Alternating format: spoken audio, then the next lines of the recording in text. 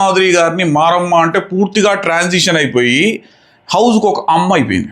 మొన్న రాత్రి కనుక చూస్తే మీరు ఎపిసోడ్ అయిపోయినాక రాత్రి కనుక చూస్తే ఒక్కొక్కరికి పోయి నేను అమ్మనే, నేను తల్లినే, ఈ బిగ్ బాస్ హౌస్కు నేనే అమ్మను అని ఒక ఫామ్ వేసుకొని ఒక డిక్లరేషన్ వేసుకొని దివ్యల మాధురి గారు అందరికీ బుక్కలు కలిపి తినిపిస్తున్నారు.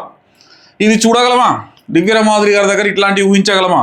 ఊహించలేము. అంటే తాను బిగ్ బాస్ హౌస్లో నాగార్జున గారు చెప్పారు కదా, మాట్లాడే విధానం బాగుండాలని చెప్పేసి, నా మాట అంతా అంటే ఇప్పుడు బాగా మాట్లాడుతున్నావు అని, దాన్ని పూర్తి స్థాయి ఇన్ఫర్మేషన్ తీసుకున్నది. ఓహో 1 వీక్లో మనకు బాగా రివర్స్ అయింది, బయటికి మనం గట్టిగా పోయింది కాబట్టి ఇంత ఫైర్ ఉండకూడదు, కొంచెం తగ్గించుకోవాలని ఫైర్ తగ్గించుకొని అసలు నిన్న నామినేషన్లలో మాటే లేదు, మాధురి గారు ఇక్కడ వినబడలేదు, ఇక్కడ కనబడలేదు, ప్రతిదానికి నేను వస్తా అంటూ మారిపోయే మాధురి గారు నిన్న రాలేదు. ఎవరెవరితోనూ గొడవ వేసుకుందో అందరితోనూ కూడా ప్యాచప్ అయిపోయింది మాధురి. నిన్న కళ్యాణ్కు తినిపిస్తుంది, రీతుకు తినిపిస్తుంది, ఆ పెరుగన్నం వేస్ట్ పోకూడదని చెప్తుంది, అన్ని వేస్ట్ చేయకుండా ఫుడ్ అంతా. అంటే మనకు రేషన్ మేనేజర్ ఇచ్చారు కదా, సో రేషన్ మేనేజర్ ఇచ్చినప్పుడు నాగార్జున గారు ఇచ్చిన రేషన్ మేనేజర్ మనం నిలుపుకోవాలి ఖచ్చితంగా.